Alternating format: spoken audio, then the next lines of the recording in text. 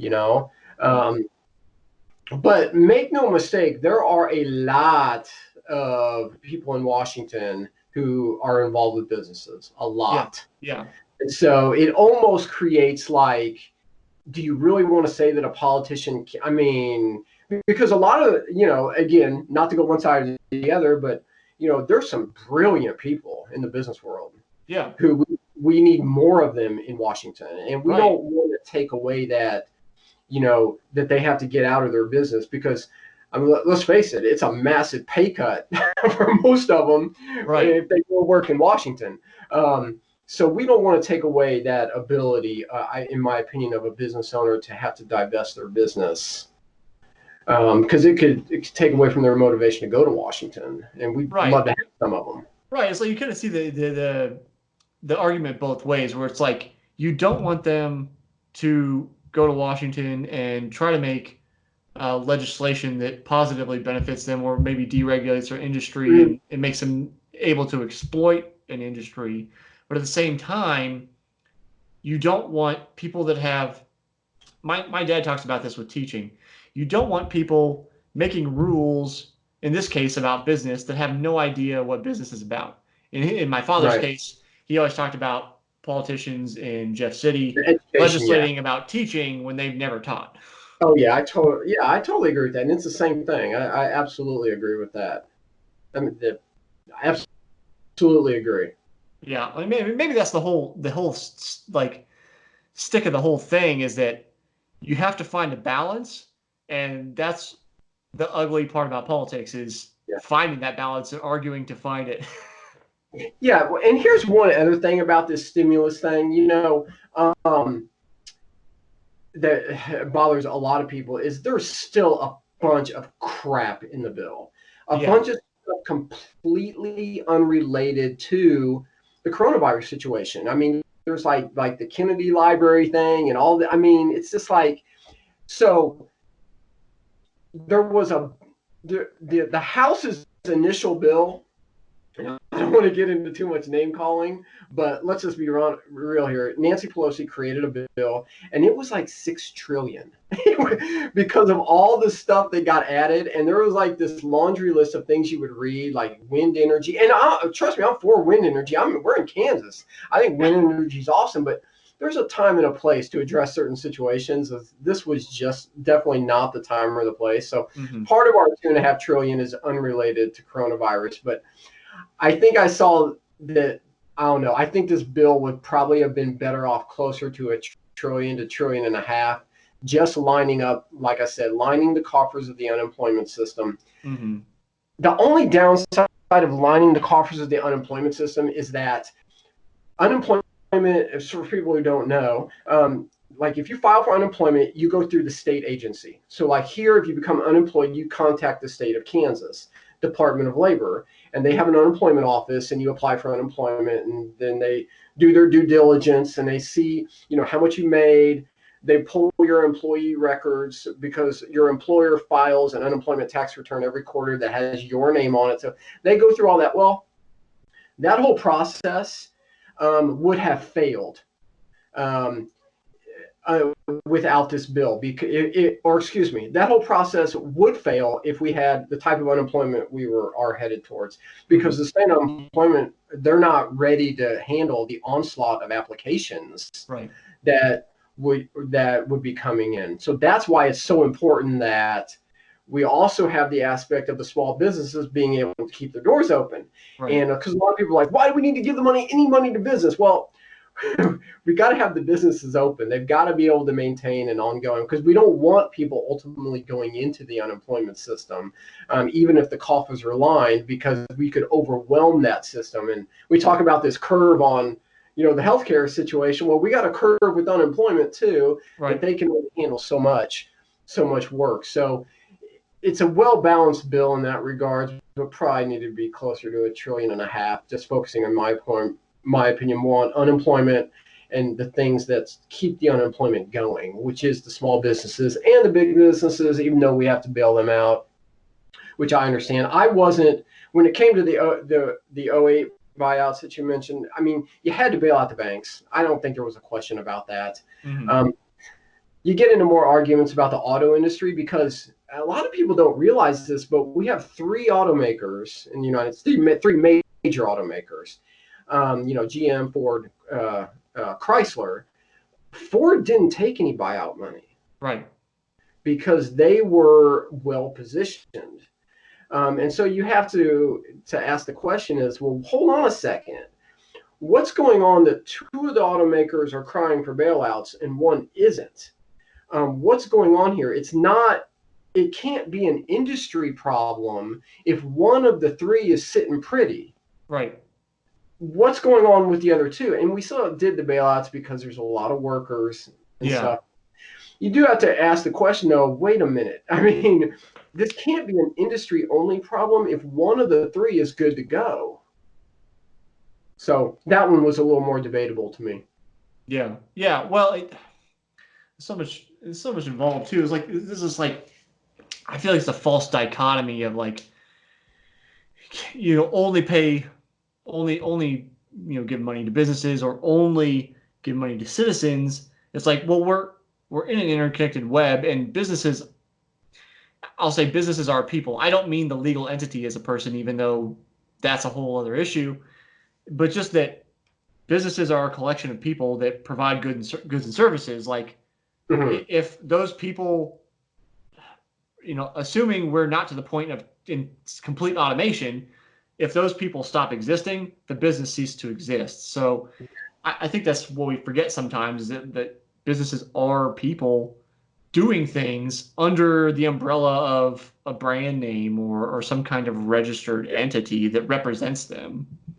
Well, yeah, and what you have is with these small to medium-sized businesses, you get into those are driven completely by the entrepreneurial spirit of Right. some individual, small group of individuals who have that their gift is their entrepreneurial spirit and their skill set in regards to being a successful entrepreneur, and so that's at the thrust of small to medium sized business as well. And we got to keep that going and help them keep their doors open, as well. So that it trickles down to the employees. And what we didn't talk about also is the bill that passed the week before with the expanded FMLA and the paid leave. Mm-hmm. And again, we're supporting both the business, small business, and the employers there, and those are the ones that get, directly affected. By the virus and how them or their family might be affected. So again, money there is being pumped into the backbone of employment, essentially, Yeah. Yeah. and giving the employers a kickback if they pay someone who can't work for a period of time. Yeah. Um, this makes me back all the way up back to the beginning of our conversation, but it all kind of comes together. Thinking about the current situation is obviously very stressful, both in terms of people that are affected financially and just being cooped up in your house. I always say Amy and I have trained for this because we work at home and we're basically cooped up together all the time anyway. And me too. So life hasn't changed a whole lot for us, aside from no family dinners on Sundays, and no getting out of the house on the weekend, pretty much. But there's a lot of stress involved, and I've seen people mention things like it's okay right now to not be at like peak performance, either job wise or fitness wise in terms of your workouts. So, based on seeing, the athletes you work with over the years, how does family life stress affect training load and like what can you do about it? Or can you do anything about it? Oh, you definitely can. I think now it's that's a great question. A couple things come to mind is um, I think society in general, and I hate to say this, but I'm like anyone that I noticed kind of this through social media and such. I think we're doing a really good job of exercising more right now. I think in general for the average person, not the average endurance athlete. I'm talking the average non-endurance athlete. Right. I think that person is getting outside more. I think they're moving around more because they realize how important it is right now. Um, that, you know, one thing we need to ask ourselves, whether you're that person or one of us as endurance athletes, you know, you got a choice. You can come out of this, you're either going to, you know, whether it's 30 days or 90 days, there's going to be a point where which we can go back to normal. And do you want to be more fit or less fit? I mean, that's Mm-hmm. kind of the bottom line. And do you want to reduce your stress more or increase your stress more? And so I think the exercise has a huge role to play in that. You know, like the example I gave you a little while ago, like we loaded up the family, went on an hour bike ride, you know, type thing. Mm-hmm. So this is one of those unique opportunities to do a little bit more of this exercise with the family. I've watched my kids, you know, my wife got them doing their little kid boot camps and Mm-hmm. burpees, and they're doing their burpees and their mountain climbers and running sprints up and down the street, you know, social distancing, of course. I think this is a huge opportunity to learn how important it is to reduce stress on the body by doing exercise, not training as aggressively, maybe. If you're one of those people who shouldn't be training as aggressively, and there are definitely some of those that I think we should talk about those as well. So yeah, I mean, I think this is, I'm seeing it. I'm seeing it in social media. I'm seeing it when I just go to the park. How many people are there and they're moving around, and some of them are observing social distancing like they're supposed to, some are not, but it is nice to see so many people. I'm blown away who are out doing things. Mm-hmm. The gym I go to for that I do go to a lot of strength training. I teach some strength classes there as well. They're doing what a lot of smaller to mid-sized gyms are doing, and they're doing online classes. Mm-hmm. And I wondered how well those would be attended. And what I've learned in observing through the live feeds and stuff is people are into them. People are doing it. People are maintaining that, and they're into it. So I think in general, I think society is, from an exercise standpoint, and using that to reduce stress and to spend more time with people that they're close to. I think we're responding really well so far. Yeah, you kind of mentioned this is like this is an opportunity to exercise more, and I kind of see It it, could be. It could be. well, it could be, but it's like just in general, like anytime there is a disruption, and it could be coronavirus, or it could be, in my case, breaking your clavicle, or whatever it is, whenever there's a disruption to your normal everyday life, Hmm. I try, I don't always succeed, but I try to look at it as an opportunity. What does this time and disruption afford me the ability to do or try that I wouldn't normally, and I've been meaning to get to? Yeah. You know, What is we like? have our regular routines, and we like, you know, like around here, we get up, we start work at probably 7 in the morning. I go work out at 9. You know, it's a pretty routine day to day. In the evening, we eat dinner 6:30, sometimes 7. Watch a little TV, bedtime. You know, I'll read a little bit, go to sleep, do it all over again. And then now it's like, okay, we can't go anywhere on the weekends, so now weekends are here. What are the things we've been meaning to do that we've been putting off because we've been going out and that we can Yeah. do now? You know, whether Yeah. it's working on the house or spending more time together, you know, What is my new connecting or norm? whatever. Do what? What is my new normal? Right. Is kind of what we have to ask ourselves. Right. And what that, you know, what that entails a lot in regards to this is, how has my schedule changed? Yeah. You know, how are my responsibilities? Because, you know, those of us, you know, if you got kids, kids are home 24/7, Yeah. and that changes everything. So what is my new norm? What's the new schedule like? How is my job affected? Am I working at home now? So there is an adjustment period for getting that figured out, Mm-hmm. you know, figuring out my new norm. But then I think people are doing that. I know that we're doing it, you know, around here. Mm-hmm. And, you know, like you said, I think you find your new norm. And I don't mean to sound like the tough guy coach, but at some point, if you are crying about it, you got to stop crying about it. Right. And, you know, again, think about, again, we're going to come out of this at some point. Do I want to be more fit or less fit? when that day comes as I move towards the next thing in my endurance athlete life. But we also have to think about, though, is our immunity, our immune systems. And, I'll give you a really good example is I have an older lady who's, she's beyond master's years. She's a little bit older, female athlete, training for Ironman, an Ironman that has not yet been postponed at this point. Okay. Her son-in-law or they may just be engaged, I'm not quite sure, has an underlying health condition. So I called her up about 10 days ago and I asked, I said, how do you feel about this from the standpoint of, you with your workload, you're going to be breaking down your immune system. And at the time, this was someone who worked in an office setting with other people around. Right. I said, are you sure about this? I mean, are we sure with where we're at? And she walked away from the conversation as she said she had thought about it. She thought about her son-in-law, her daughter's boyfriend and his heart condition, and didn't want to bring anything to him because you could be asymptomatic but have it and all that.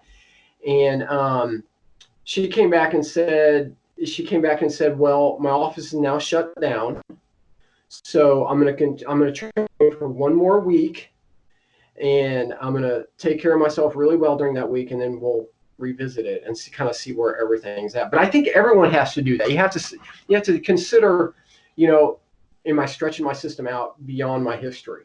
Am I working harder than I ever have to where my immune system is definitely going to be suppressed temporarily? Do I live with other people? Am I still working around other people? To what extent do I have to help other people? Another athlete I coach, training for Dirty Kansas 200, father has cancer and COPD, a lung condition. And she flat out told me she still has to see him because she still has to take things to him. Yeah. So she shut it down. She made the decision she's going to still train, but she's not going to do an event or workouts that are beyond what's going to, tear down her immune system temporarily. So everyone has to make that very, very important decision as well. So, going through that, you got to look at, we come back to frequency, the age-old adage, frequency, intensity, and durations of workouts and how they might affect the immune system. And you got to remember one thing else from a medical standpoint is you cannot, there's you hear a lot about, bolster your immune system with this or by doing this. And there's actually no such thing, if you ask a doctor, there's no such thing as bolstering an immune system. Your immune system can return to its quality given state based upon what you feed it with, what kind of your lifestyle, your environment and everything. If your immune system is in tip-top shape, you can't make it better.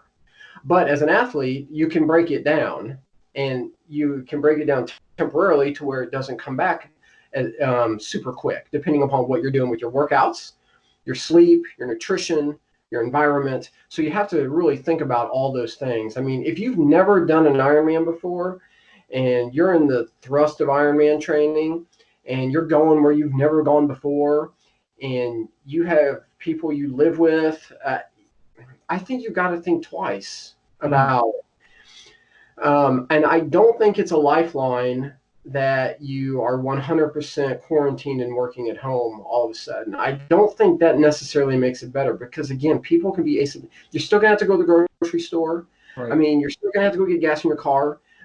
There's still going to be opportunities. And I think that athletes do have to think about, are your goals appropriate, training for that Ironman right now if you are going to put yourself or others at risk. Yeah. Yeah. Well, like you said, the trick here is that as we learn more about it, there are asymptomatic carriers where it's like you don't even know that you have it or are bringing it to people, and that is the whole crux of social distancing or keeping away from people is that they could be carrying or you could be carrying and spreading a disease which we have no. As far as I am aware, we don't have any kind of what's the word? Our immune system isn't built to fight it at all. Yeah, it's why it's particularly novel. contagious. Yeah. Novel. Yeah. The word is novel. Yeah. Um, so that's why I call it the novel virus, is we don't have any previous exposures. So yeah, I mean and I would ask any endurance athlete who's training for something to think real hard. Is the training for this particular race, are you stretching yourself out to where it's going to compromise your immune system type thing? Yeah. Yeah. So, coaches, we're running out of time here, or in my typical time frame. I'm sure we will probably end up talking more. But what I'm asking everybody this year, last year I asked you about food. My question this year, which we've already kind of touched on, is what do you think the purpose of sport is?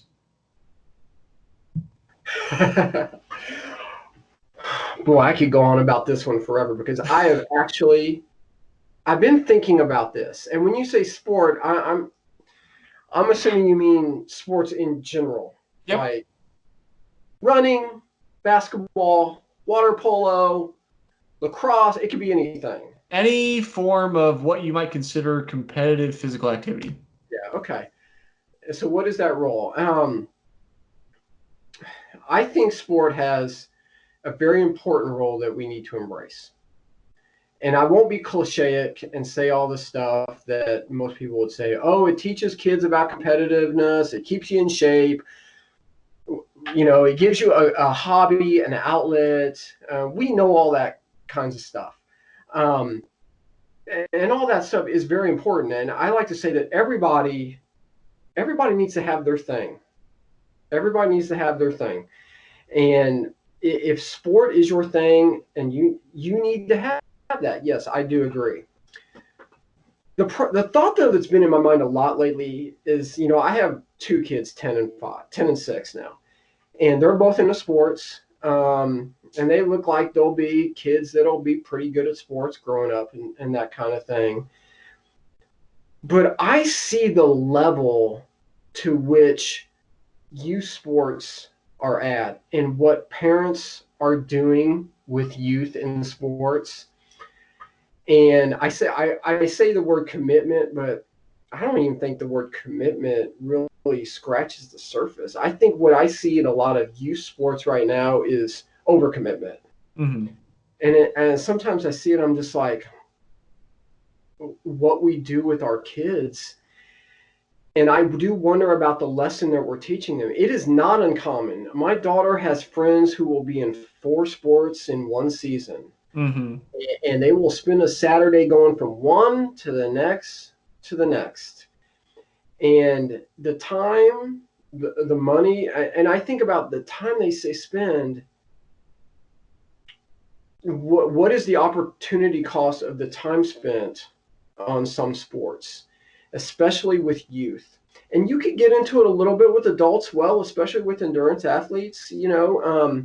Should an endurance athlete who's 35 years old with a spouse and a child or two train 30 hours a week? I mean, because you definitely see it.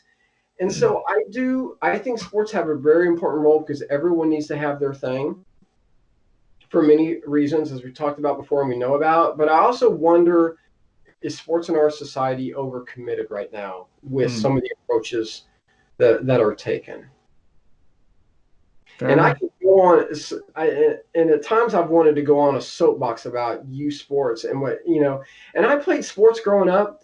I played basketball and baseball a lot. I did the cycling thing, but I don't ever remember it being like what it is now. And why is a 9-year-old traveling across the country to play in a competitive tournament? And is that athlete going to be injured, burnout, lose motivation by the time they're 14? And I see this, and I'm just like, I don't know. So I think sports, again, everyone needs to have their thing. Fitness, stress relief, a hobby, an outlet. Sports are, for example, I think one of the huge challenges with this coronavirus thing now is following sports is a huge outlet for a lot of people. Mm-hmm. No NCAA basketball tournament for me is killer. Mm-hmm. I mean, if we had that to fall back on and to be able to watch and enjoy, That's I think that's a huge loss in our society right now, and sports has that important role. I do think though that we're overcommitted in a lot of areas, especially with the youth. But I definitely miss a lot of those sports right now. Opening day for baseball was supposed to be yesterday, I think it was. And I think having those things taken away from our society, uh, you know, hopefully that's just more encouragement for people to get out and exercise, to blow off some of that stress. So I go both ways, I guess, right now. Like I said, I've seen a lot of things, and I'm seeing a lot of things in youth sports right now that I wonder about our commitment level and what we do to our children right now. But sports has a huge place in our lives. Yeah. I guess we'll end there because we could probably go on for who knows how long. Coach, if people want to get in touch with you, if they need a CPA, where can they find you nowadays? How about my email address? Okay. That's a great place. And then Gmail, right? My business has a Facebook page that I like to post on every once in a while. So we can definitely share my email address. Would you like for me to give that now? Yeah, you can give it. And then, so if you're on YouTube, these things will be on the screen. I will try to include it in the description for anybody listening on SoundCloud or iTunes, if you want to get in touch with Ryan. So go ahead and give that loud. Yeah, it's RyanLRoss CPA. That's Ryan L. Ross CPA, and then it's at gmail.com. Good deal. All right, Coach. I'm sure I'll have you back on for episode 100. Maybe before then, we'll see, because I know there's so many things for us to talk about. But thanks for spending some time with me today. Oh, yeah. Anytime, JF. We'll talk soon. All right.